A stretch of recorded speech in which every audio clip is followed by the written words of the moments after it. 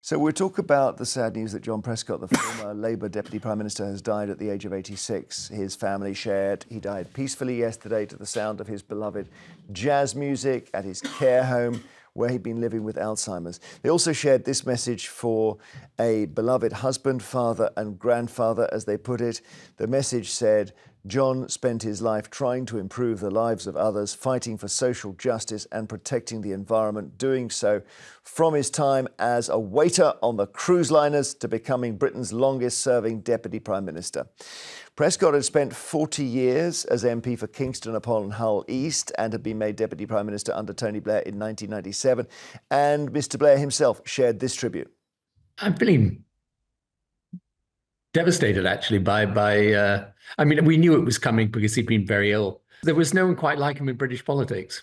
He was highly, highly intelligent. That was sometimes masked by, people used to make fun of his speeches and his use of the English language. But he was an incredibly direct communicator. And even if the syntax never quite made sense, the sentiment was very powerful and made complete sense. And I found him, we had our disagreements from time to time, but he was loyal, committed, and enormous help to me. And he had a fantastic gut instinct about politics. So, yeah, it was a very interesting combination because Blair was the moderniser, of course, and talked about New Labour. Prescott didn't like saying New Labour. He called it Classic Labour. And they kind of needed each other. And one person has shared an interview that John Prescott gave in 2019 where he said, when I do die after 50 years in politics, all they will show on the news is 60 seconds of me thumping a fellow in Wales. So we will, of course, show that. But that was a classic Prescott moment. He was a big figure, wasn't he? He's a true Labour heavyweight. He was a working class man who transformed the country. For me personally, I find him incredibly inspiring for the way he was communicating and how devoted and loyal he was. But the fact that he could connect with so many people, it's something that a lot of politicians today struggle.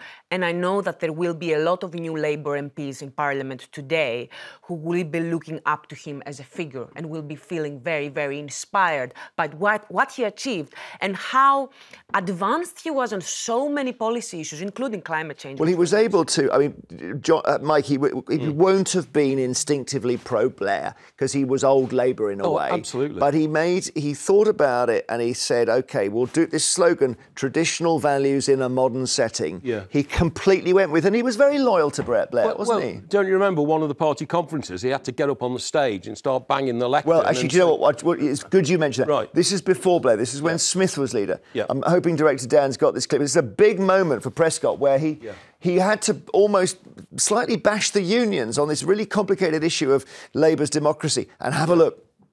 This man, our leader, put his head on the block by saying, basically, I fervently believe, because that's what he believes, of a relationship and a strong one with the trade unions and the Labour Party. He's put his head there. Now's our time to vote. Give us a bit of trust and let's have this vote support.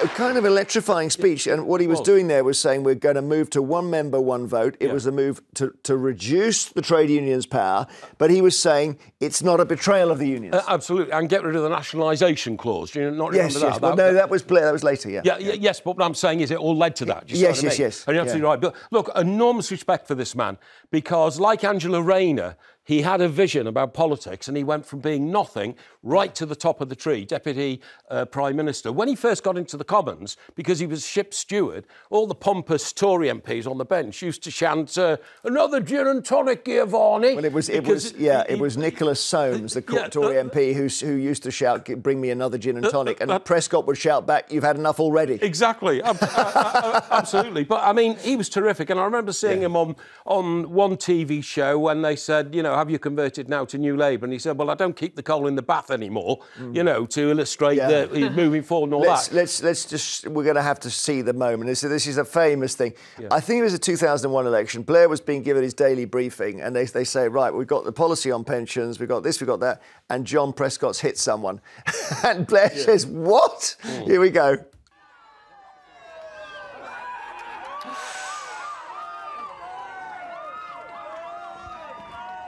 So he properly... He properly goes in there. I mean, it's a very, very unfair. The guy threw an egg really close to him. Yeah. His name was Craig Evans. I don't know if he's still with us, Craig. I sort of want to hear him speak today, don't you? Yeah, can you call us, please, Craig? So Prescott, the left jab was so fast. That's right, yeah. And then he also goes in and grabs him and pulls him over. He's a guy, look, he's 20 years younger. Yeah. And the mullet on that guy. They don't make them like that anymore. No, they don't. That is a classic moment of British politics. But what's nice is he was a bit wrong about in his prediction that they'll just show that clip because there's a lot more to him, isn't there? Seriously, so much more to him. Yeah. Also had a very beautiful wife called Pauline, who was a double for Elizabeth Taylor. And the reason I mention that is there was another famous incident when the party conference was at Bournemouth, and he got a car from the hotel to the conference centre 200 yards and then was criticised for not walking it. And he said, it was my wife's hairdo. She didn't want it to be blown by the wind coming off the sea. I had to go once. He was going to Chicago for the Democrats' convention in the States, and this would have been about 2000. And I was told to go with him and stuff. And you know what? Once it was me and him and Pauline. He was so lovely. Yeah. He said, "Oh, come to our room later on. We'll have a chat." You know. Yeah. I came into his room and he said, Pauline was walking around the room. She got really upset because she hates it when there's not enough lights in the hotel. She hates it. And they were having this little argument about how to light the room. I thought, yeah, you never see this side because people, they have to keep their privacy. Yeah. And then he said, "Let's go and hear some jazz music." And we walked down onto the street in Chicago, and he just stood. I was standing with him listening to the saxophone and he was in heaven. Wow. He just was really loved his jazz. We've got a tribute from Alistair Campbell, who was, of course, Tony Blair's right-hand person. JP, RIP, there was nobody else like him. Tony could not have had a better deputy. Labour could not have had a better campaigner. Government could not have had a better negotiator and peacemaker. And he was combative, but he had an enormous heart. This is a lovely tribute. Even with his horrible illness in later years, the old JP was always there. Love to Pauline, Jonathan and David. This is a very lovely tribute. He said when he did, of course, campaign to be leader at one point, and he said, I will bring Labour into the 20th century. And someone said, we've actually been in the 20th century for about 95 years already, so he just didn't mind at all. I think we've got a Harriet Harman tribute as well here. So this is Harriet, who comes on the show a lot, huge figure, bringing Labour back into government. This is the key thing. He reassured Labour traditionalists that there was a place for them in New Labour. He made sure there was a combative unifier who outsmarted those who underestimated him. Sympathy to Pauline and his family. He had one or two. There were one or two mini scandals, and I suppose the one that will have broken his heart a bit was when he was, I think, at Chequers. Blair was away, and someone with a long-range camera got him playing croquet, and you could tell he was. It would have been devastated by that. Mail on Sunday, yeah. I spoke to the photographer who did that about 2 years afterwards. He said that the security realised it had happened and they came after him. And he had to take the film out the camera and hide it in a tree. Yeah. But that wasn't particularly a good day for him. But then that's what if you're at the top level in politics, that's what you get. Yeah. I spoke to him a lot, and I always found him very authentic and real and personable. And the first time when I was a political correspondent at Westminster, so I arrived, and for me it was like walking into a movie because I just think politics is fascinating.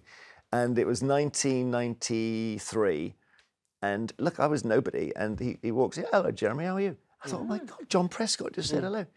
Very personable. It's a lovely thing. So we send our best wishes to his family and all those who loved him.